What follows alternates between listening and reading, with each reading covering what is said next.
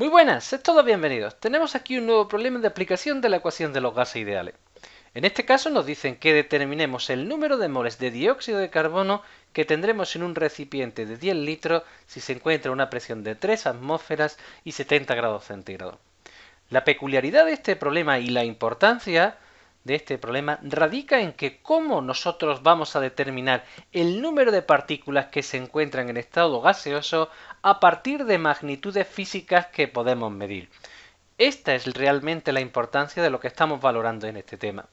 Para poder llevar a cabo la resolución de este problema, el primer paso será, bien, ¿de quién estamos hablando? Del dióxido de carbono.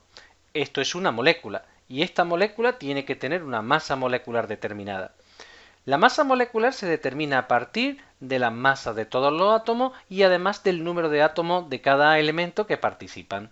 Así, el dióxido de carbono está formado por un átomo de carbono con una masa atómica de 12 unidades y por dos átomos de oxígeno, cada uno de ellos con una masa atómica de 16 unidades. Lo que hace que la masa molecular del dióxido de carbono sea de 44 unidades de masa atómica. Así, nosotros con este dato podemos construir el concepto de mol, puesto que siempre que cojamos la misma masa expresada en gramos que la masa molecular, tendremos un mol.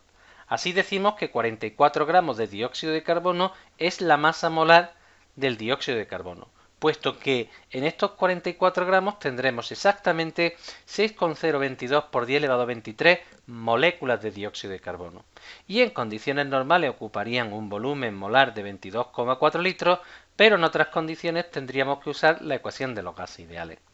Nosotros lo que vamos a aprovechar es que a través de la ecuación de los gases ideales, como disponemos de las magnitudes físicas para medir las condiciones del gas, podemos determinar el número de moles que hay en el interior del recipiente.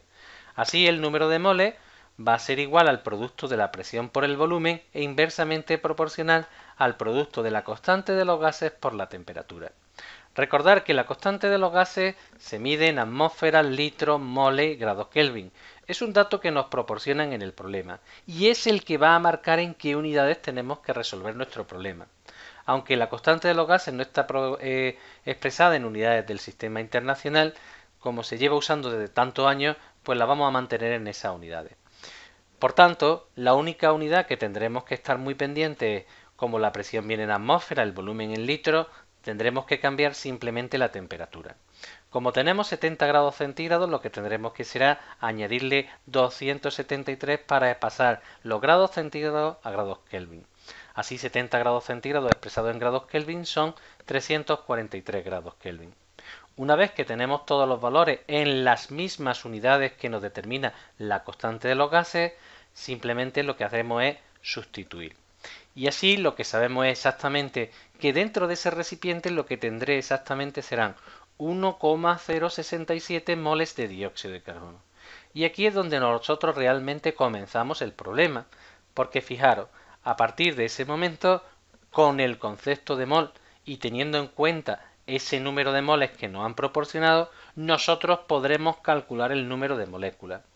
¿Qué relación existen entre los moles y en las moléculas? Pues fijaros, nosotros sabemos que un mol de dióxido de carbono, ¿vale?, contiene exactamente 6,022 por 10 elevado a 23 moléculas.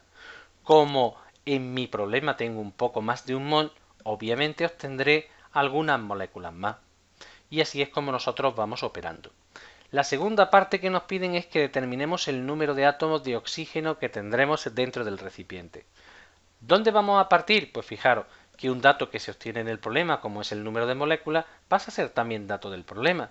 Así nosotros podemos decir que el número de átomos de oxígeno viene contenido dentro de esas moléculas y con la siguiente relación, es que cada molécula va a contener dos átomos de oxígeno. Por tanto, el número de átomos de oxígeno tiene que ser el doble al número de moléculas que había en el recipiente. Finalmente, nos piden que determinemos el número de moléculas de oxígeno que teníamos en el interior.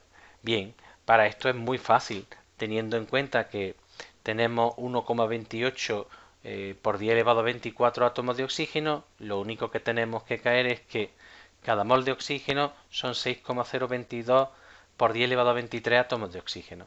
Y así lo que obtenemos es que de oxígeno hay el doble de moles que hay de moles de dióxido de carbono.